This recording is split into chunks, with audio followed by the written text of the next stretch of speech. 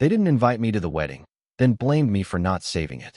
I booked a beach suite, extended my trip, and blocked every one of them while they begged me to fix their mess.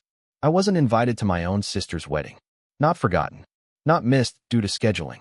I was deliberately, directly excluded. A single message delivered that truth in less than 40 words. And somehow, it managed to wreck 28 years of loyalty in less than 4. I stared at the screen for the 5th time, the words blurring just slightly from how hard I was squinting, trying to force it to make sense. Hey, just wanted to let you know the guest list is finalized, and we had to make some tough cuts. Hope you understand. Love you. Tough cuts. I wasn't a cousin who lives overseas or an old high school friend you lose track of. I was her brother. Her actual, literal brother. The same one who drove across state lines at 2 a.m. with gas station snacks when she called sobbing about her ex dumping her. The one who helped her move, twice, after she lost her job. The one who covered half her rent that one winter when she couldn't. And now I wasn't even worth a chair and a plate of dry chicken. I sat there frozen, staring at my phone. My thumb hovered over the call icon, then tapped. Mom picked up on the second ring. Hey, sweetheart, she said, upbeat, like nothing was wrong. What's up? I didn't bother with pleasantries. I just got a message from Emily, I said, my voice calm but clipped. She says the guest list is finalized. I'm not invited? There was a pause, just long enough to confirm what I already knew. Oh, honey, she said, with that particular sigh she used when she thought I was being overdramatic. It's just a wedding. Don't make this into a big thing. My jaw tightened. Just a wedding? I echoed. Mom, I'm her brother. How am I not on the guest list for my own sister's wedding? It's not personal, she said, her voice tired. They had to make cuts. Weddings are expensive. She invited 150 people. I snapped. I saw her Instagram post. More silence. Then a light laugh, like she hoped I'd join in. Well, you know how these things are. Maybe she assumed you wouldn't mind skipping this one. I've been there for her through everything, I said. My chest was tight now, heat rising to my ears. Breakups. Job losses. I'm the one she calls. I've never said no. And now I don't even get a pity invite? Stop being dramatic, she sighed. It's just one day. You're overreacting. I laughed. Not because it was funny. It was the kind of laugh you make when the final puzzle piece turns out not to fit, and you realize the picture you thought you were building never existed. Overreacting. I could already predict the chain of events. I'd express my feelings. She'd downplay them. Emily would offer some canned apology later, and then everyone would expect me to sweep it under the rug. That's how it's always gone. I'm the easy one. The one who forgives. The one who makes peace. Not this time. I hung up without another word. I didn't cry. I didn't scream. I opened a new browser tab, searched for tropical vacations, and clicked through until I found it. The kind of place I used to convince myself I couldn't afford. All-inclusive. Ocean view. Spa. Private beach. If I wasn't good enough to be part of the guest list, I sure as hell wasn't going to be part of the cleanup crew afterward. I booked it on the spot. Then I opened my camera, propped my legs up, snapped a picture, and posted it with a caption I knew would echo through the family group chat by morning. Guess I got cut from the guest list. But I think I'll survive cocktail glass palm tree. My phone lit up within minutes. Laughing emojis. Fire reactions. A half-dozen messages from cousins I hadn't heard from since the last funeral. Aunt Lisa commented, "Good for you. Should have taken me with you." Even a high school friend messaged, "Damn, you win the breakup." But the best part? The silence from Emily. At first. Then my mother broke through. "Mom, where are you? Mom, are you seriously missing your sister's wedding over this? Mom, you're being petty." I smiled. Petty. She'd said it like it was an insult. Let me be petty, then. Let me be monumentally, irreversibly petty in a 5-star suite with room service and an ocean view. Because for the first time in decades, I wasn't scrambling to be the good sibling. I wasn't making excuses for everyone else. I wasn't buying Emily birthday gifts she forgot to acknowledge or pretending I wasn't hurt when she called me boring in front of our friends. Instead, I was boarding a plane with a mimosa in hand, watching clouds ripple beneath me, thinking, so this is what it feels like to choose yourself. By the time the wedding weekend rolled around, I was already on the beach. And I wasn't pretending to have a good time. I was having the kind of time that sticks in your memory like a perfect dream. Champagne at check-in. Staff that knew my name before I said it.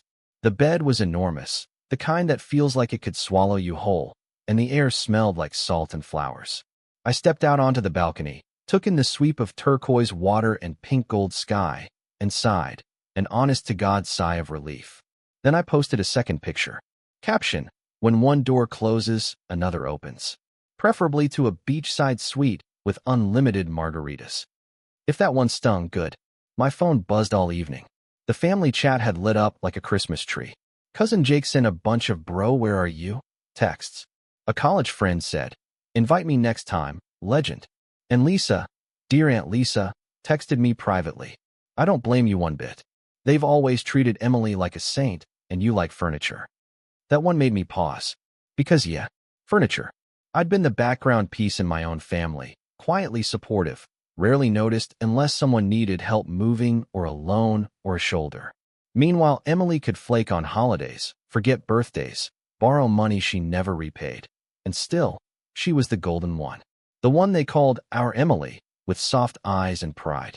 I'd be lying if I said I didn't replay that old hurt sometimes, like a favorite sad song you hum when you're alone. But now, for the first time, I was dancing to something else. I didn't need to perform for them anymore.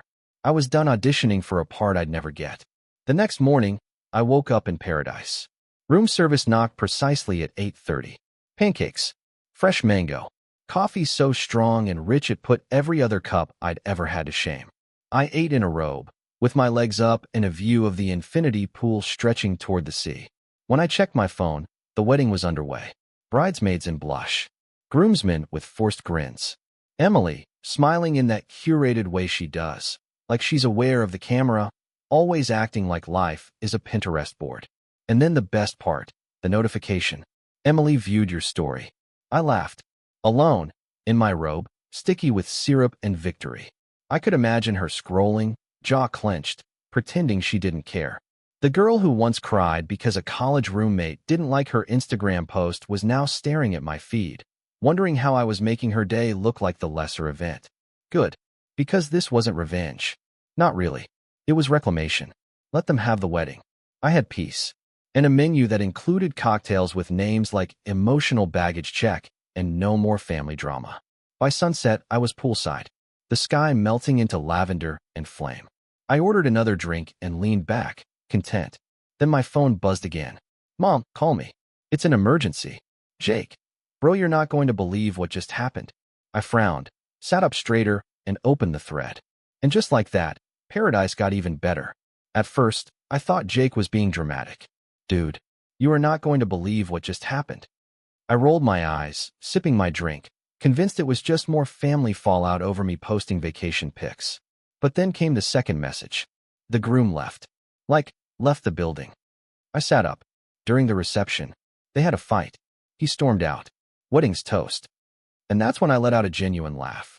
Not out of cruelty, but because the universe, in that moment, had delivered the exact level of karmic irony I didn't even know I needed. The phone buzzed again, this time with a flurry. Mom, this is a family crisis. Emily, please, where are you? I need you.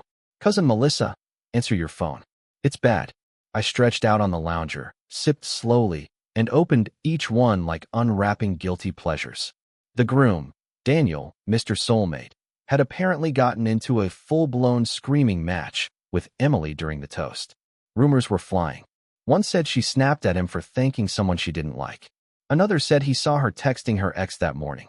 Either way, by the time dessert hit the table, he'd walked out the front door and never looked back. Even the bar shut down early. Uncle Rob and my dad got into a shouting match. Grandma wept. And the cherry on top? The venue demanded full payment despite the early end. $27,000 gone in 4 hours. Jake's words, you dodged a FING missile. But then I saw the last message, and my smirk faded. It was from Emily. Please, just pick up. I need you. Need. That word sat wrong in my chest. She'd needed me a lot, hadn't she? Flashback, a night 4 years ago. Her boyfriend had just dumped her, via text, while she was already drunk at a bar. She called me sobbing, unable to get an Uber, panicking because her phone was dying. I left my date, drove 45 minutes across the city in the rain. She threw up in my car, sobbed the entire way back to my place, then passed out on my couch with mascara-streaked cheeks. I covered her with a blanket. I stayed up all night to make sure she didn't choke. The next morning, she thanked me, then borrowed my charger, complained about her ex, and left without cleaning up a thing. No apology, no return favor. And still, I was there for her every time after. So when I read her message now, begging me to answer, something broke loose in me. Not anger, not sadness, clarity. I typed one sentence. Sorry, I'm a little busy enjoying my overreaction. Hope the wedding was fun. Then I blocked her number. Blocked Mom's too. I knew what was coming next. Guilt. Apologies that barely masked blame. The classic shuffle. Make me feel like the bad guy for refusing to fix the mess they made. Not this time. Not anymore. Instead, I flagged down the bartender for another drink and took a photo of the sunset, that ridiculous, perfect pink fire across the water, and posted it with the caption, "Zero regrets. Sunrise victory." And later that evening, as the sun melted into the horizon, I checked my blocked messages for sport. 23 missed calls. From unknown numbers, relatives, even a contact labeled Grandma, real one. All frantic. Voicemail slipped through. I played one. Mom's voice, sharp, breathless. "I don't know what you think you're doing, but this is not the time for one of your tantrums. Your sister is devastated. We need you. This family needs to come together right now." Right. Come together. Now that the reception had turned into a circus and the groom was MI, suddenly, I was the glue again. The fixer. The duct tape they all kept in a drawer and forgot until something broke. I tossed the phone onto the bed and walked barefoot onto the balcony. The air was warm and thick with salt. Waves crashed in slow rhythm below. My drink sat chilled, untouched. And for the first time in years, I felt something I hadn't felt in a long time. Untouchable. The wedding was ashes. My sister was alone. And for once, I wasn't the one being asked to clean up the mess. I was being asked to save them. And I had finally learned how to say no. The next morning, I woke to the sound of soft waves and distant birdsong. It was nearly 10 a.m., the first time in years I'd slept that late without guilt clawing at my back. For a moment, I forgot everything. Then I saw my phone. Even though I'd blocked most of them, there were 20-plus missed calls from unknown numbers, a handful of voicemails, and a series of cryptic texts from cousin Melissa. "Okay, I know you're mad, and honestly you deserve to be, but you have to hear what happened after the wedding. Call me. You're going to love this." Melissa's always been sharp, the one cousin with eyes open while everyone else tiptoed around family politics. So I called her. She answered on the first ring. "Oh my God, you're alive," she said, breathless. "Are you sitting down?" "I'm literally on a beach lounger with a coconut in my hand." "Perfect. So, you know Daniel bailed, right?" Hard to miss. That was only the beginning. Melissa launched into the post-wedding apocalypse like she'd been dying to unload it all. After the groom left, Emily lost it. Not tears, not embarrassment, a full-blown meltdown. Screaming at vendors. Throwing her bouquet across the reception hall. At one point, she slapped a bridesmaid. Melissa swore she had video. Then came the blame. She started pointing fingers, Melissa said. And guess who she landed on? I smiled. "Let me guess. Me?" Bingo. Apparently, if you'd been there, none of this would have happened. I laughed so loud the woman in the lounger next to me looked over. "She told everyone you're the only person who can calm her down when she spirals," Melissa said. "That if you'd been there, you'd have fixed it. That you always fix things." She actually said that? Swear on my dog's life. I leaned back, eyes on the horizon. It was poetic. For years, I'd been background support, the family technician, always patching things together. And now, denied a seat at the table, I was suddenly their last hope. Melissa continued. "Then Aunt Lisa told Mom that excluding you was a mistake. Mom flipped, said Lisa was being dramatic. They got into it." "Let me guess." Grandma chimed in. "Oh, she didn't just chime in. She annihilated.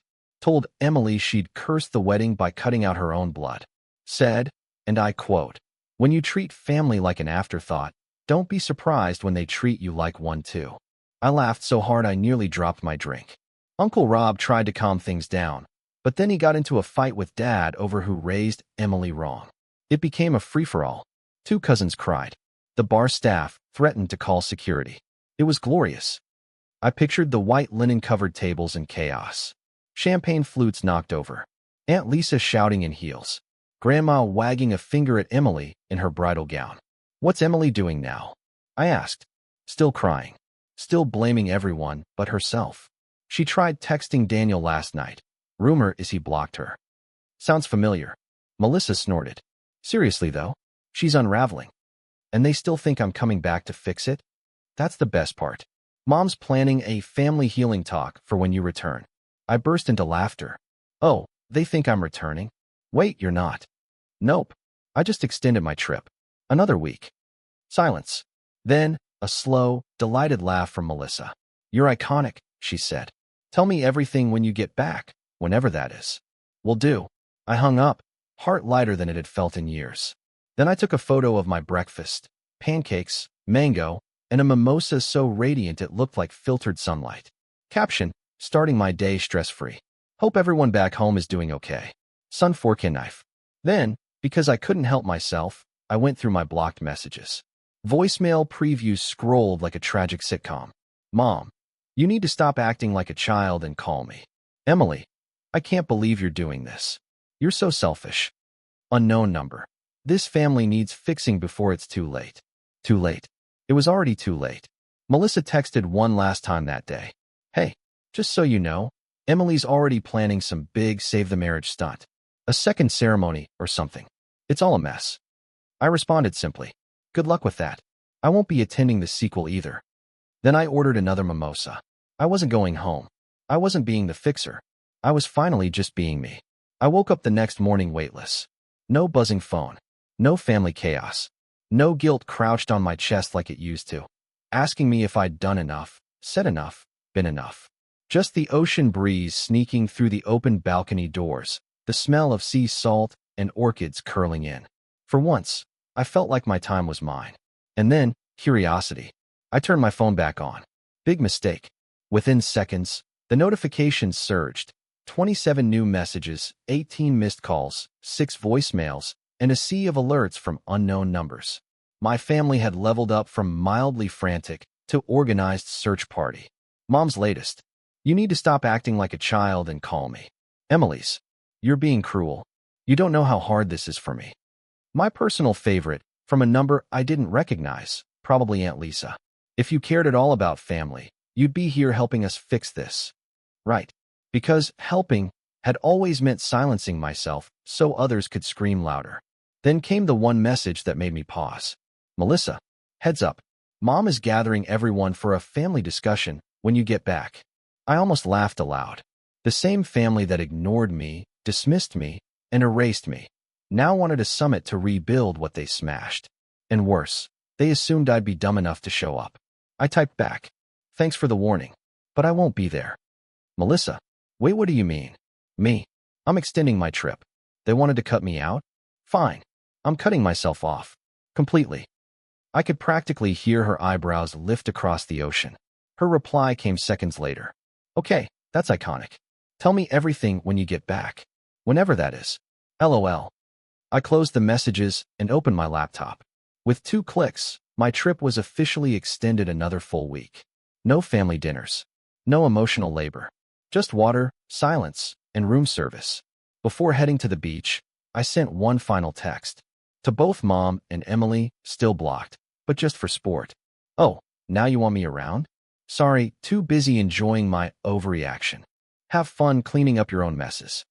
Then, with one last click, I blocked them again. For real this time. That beach? It greeted me like an old friend. I sunk into a shaded cabana with a drink in hand, not a trace of guilt in my chest. Just peace. It wasn't just a vacation. It was liberation. No more being the therapist, the fixer, the sponge that soaked up everyone else's chaos. They had made it clear where I stood in their hierarchy. And now, so had I.